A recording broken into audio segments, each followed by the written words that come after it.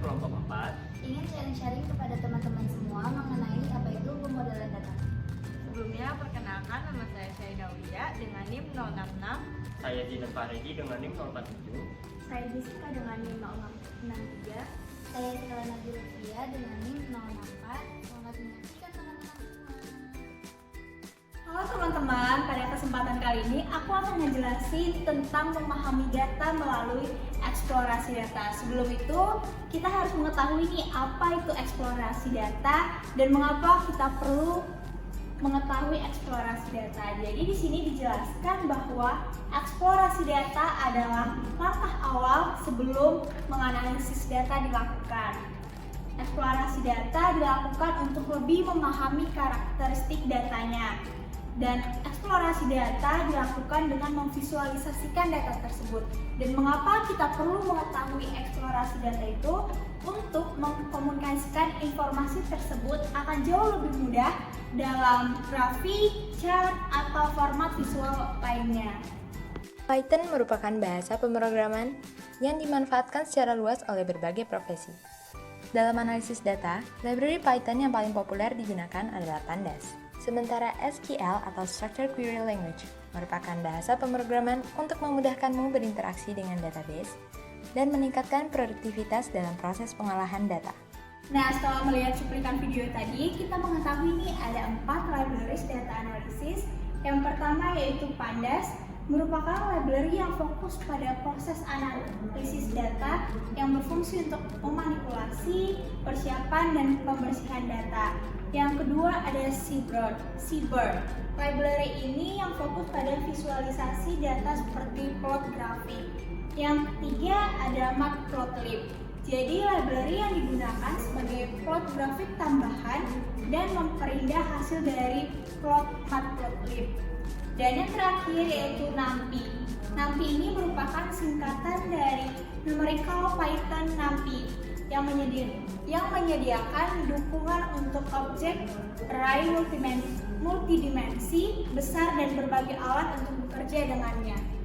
Pada bagian ini, saya akan menjelaskan mengenai exploratory data analysis yang pertama kali ditemukan oleh John Takei pada tahun 1977.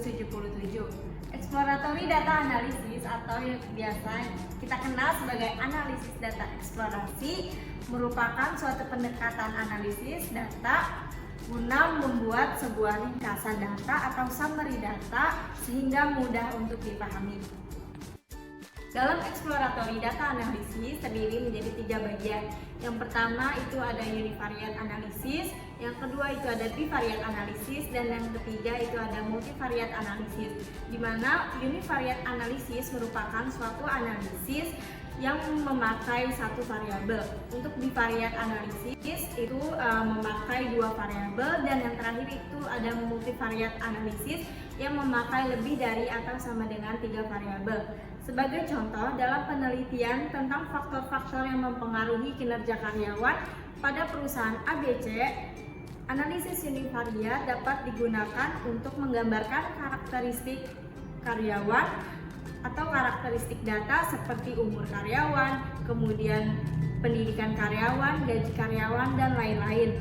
Sedangkan analisis bivariate menunjukkan bahwa ada hubungan positif nih antara performa karyawan dengan pendidikan karyawan. Namun tidak ada ditemukan hubungan antara usia, kemudian lama bekerja, gaji dengan kinerja karyawan.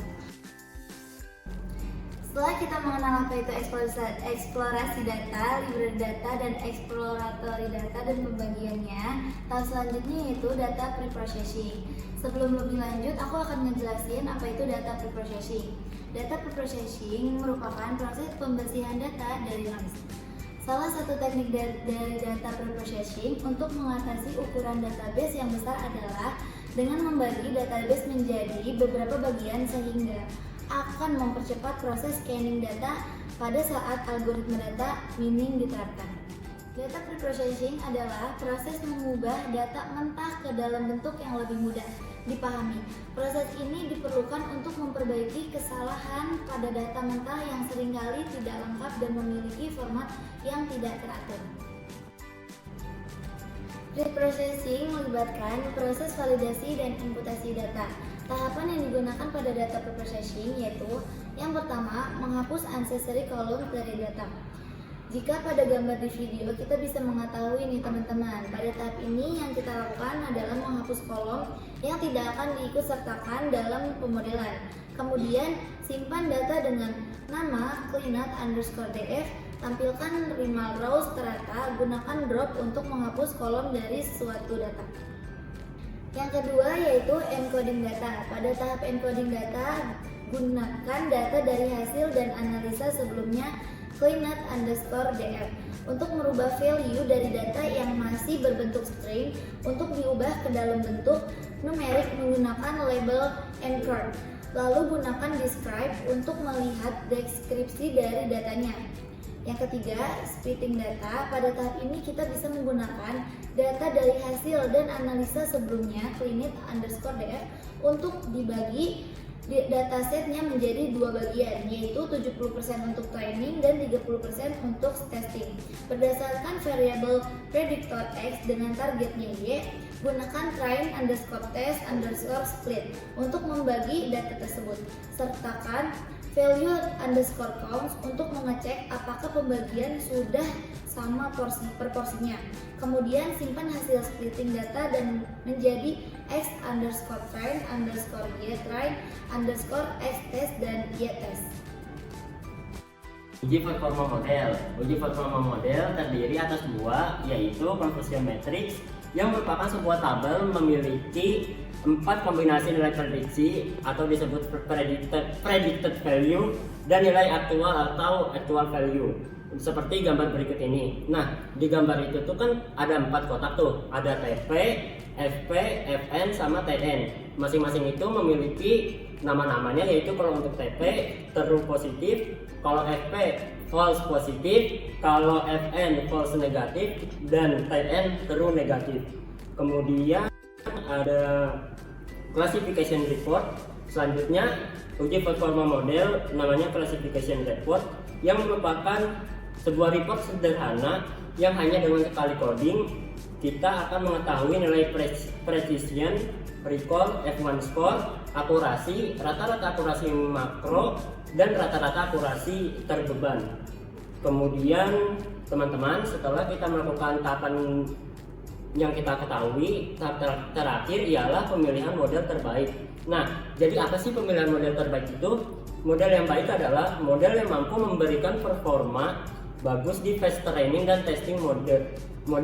Berikut ini adalah beberapa kondisi model. Yang pertama itu ada overfitting, merupakan kondisi di mana model mampu memprediksi dengan baik di fase training, namun tidak mampu memprediksi dengan baik di fase testing. Kemudian ada underfitting, merupakan kondisi berkebalikan dari overfitting, yang dimana model kurang mampu memprediksi dengan baik di fase training, tapi mampu memprediksi dengan baik di fase testing.